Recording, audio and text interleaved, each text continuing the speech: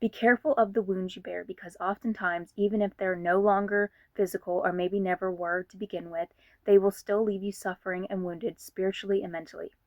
We oftentimes will assume that it's the physical that means more, but when it comes down to it, even Jesus found the spiritual more important.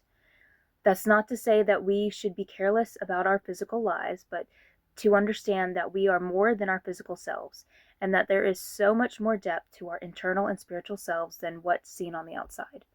I mean, how often have we thought that someone doesn't truly know us because they only met the parts of ourselves that we've allowed to show, and not the complex person we are underneath? We are more than flesh, and so are the wounds. It's the spiritual and mental trauma and weight that will seem to latch on and linger the longest. I mean, even speaking of personal experience, my stepdad has been out of my life for longer than he was in it, yet oftentimes I still struggle with the trauma he left me with.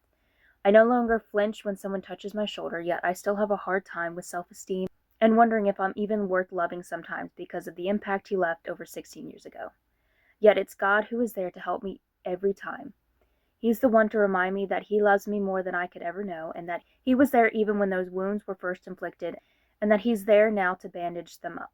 It takes time and grace because oftentimes there's shrapnel still lodged in us that needs to be carefully dug out. But God is there to dig it out and walk you through the healing process.